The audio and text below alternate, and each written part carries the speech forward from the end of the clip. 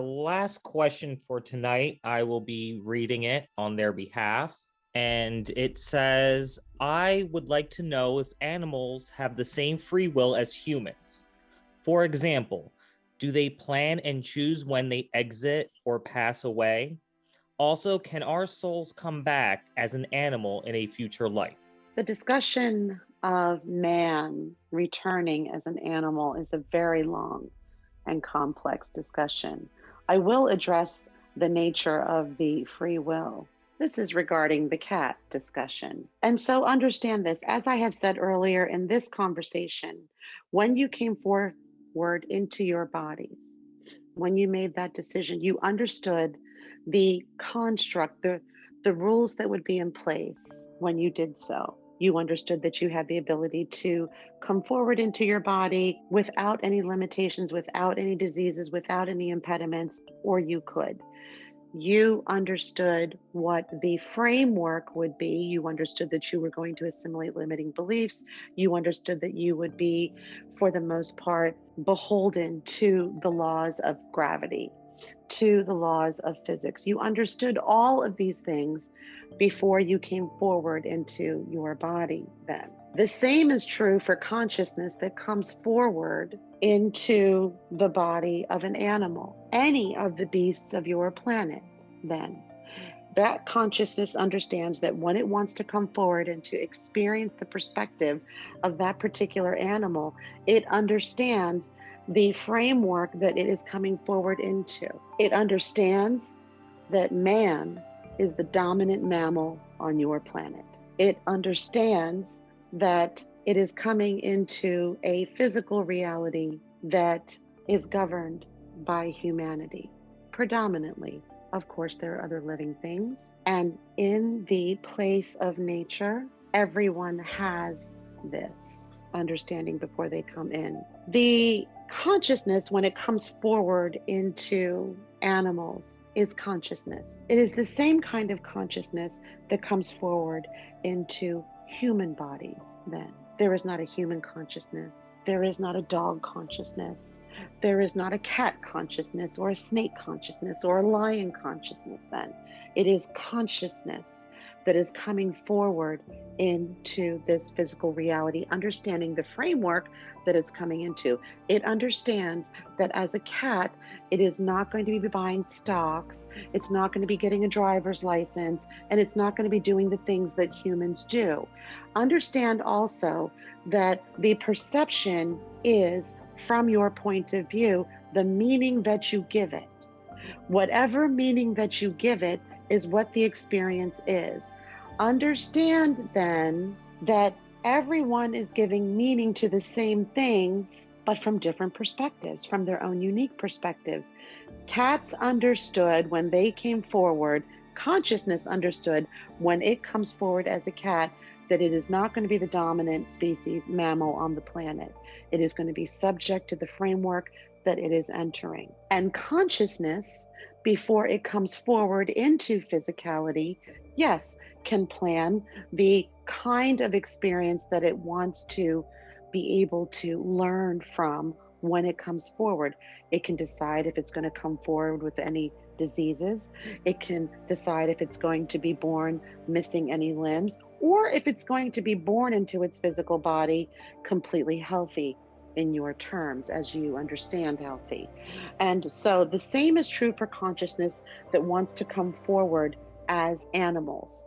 Any beast on your planet, it's consciousness. From that point of view, of course, because it is consciousness that has come forward, it can determine the time and place of its transition. Now, that is true, but it is doing so in a framework where it understands that it does not have the mobility to express itself in the same way that human beings do, which is a very logical thing to understand. Because the scorpion, when it comes forward, the snake, when it comes forward, when consciousness comes forward as these different physical beings, when consciousness comes forward as a camel, it is understood that the experiences that the camel can have are going to be different experiences that the snake has.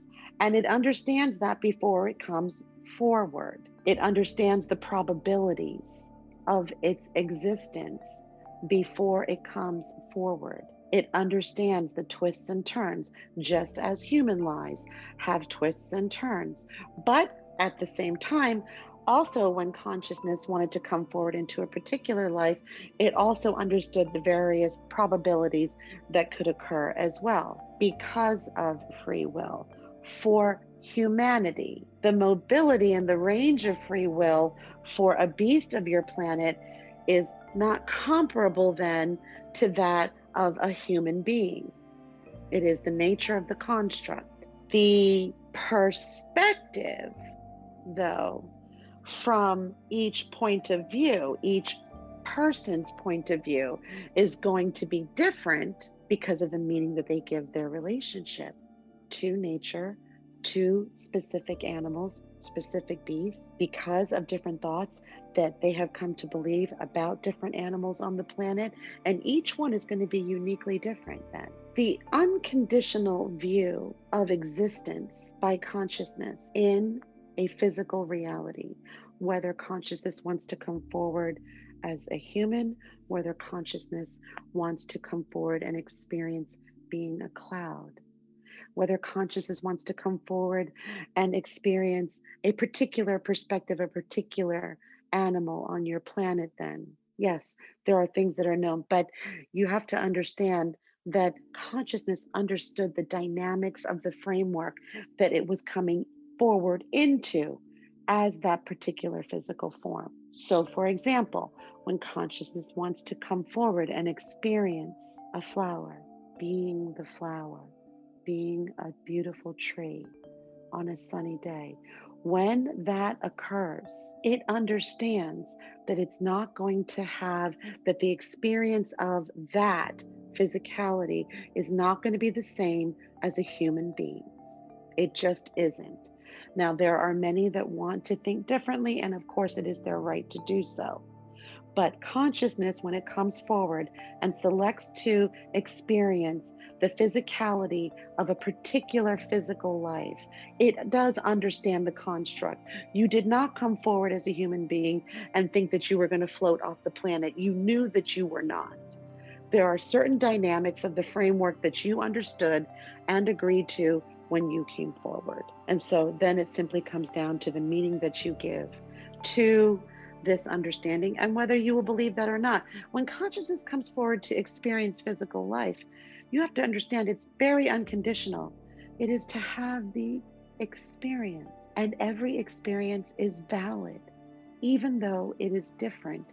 Every experience is equally as beautiful, even though the framework that it operates in that physical form is different from one to another. You see, one is not better or worse. That is a paradigm of the human limiting beliefs. Every experience is valid. Every experience is important. Every experience lends a beautiful perspective to the totality of life. Then there was no judgment, because the consciousness that came forward to experience the life of that particular cat planned on gaining the perspective of a cat that was going to ultimately die in that location. Humans give that location a negative connotation.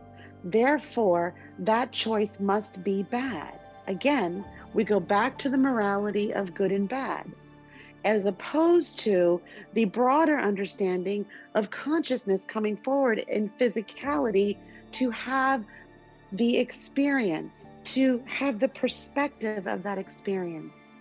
And each perspective is one that can be learned and grown from. If consciousness wants to come forward and experience the life of a rose, it is not going to be the same experience as coming forward to experience the life of a dandelion. Each one is different and each one is valid. The question presupposes that there was something wrong with the consciousness that wanted to come forward and experience life as that particular cat who was going to die in a shelter. Humans have a belief that dying in a shelter is bad. But what if that particular consciousness wanted to have that perspective because it wanted to learn from that perspective. Then you see, does that consciousness, that particular consciousness, not have free will to experience physical life and to perceive and understand and learn and grow as it wants to? Or is it subject to humanity determining when consciousness can come in and experience something and when it is wrong to do so? This goes back to the morality of right and wrong and good and bad. And it is not the view of broader perspective. And let me tell you something else. Whenever you are getting into a line of thought or a discussion where there is something bad or something angering or something that doesn't feel good, you have separated yourself from the broader view of God, of all that is, of how all that is views the experiences of life in the universe. You see, is it wrong for consciousness to want to come forward and experience being a moon? And who determines that? Mankind? Certainly not.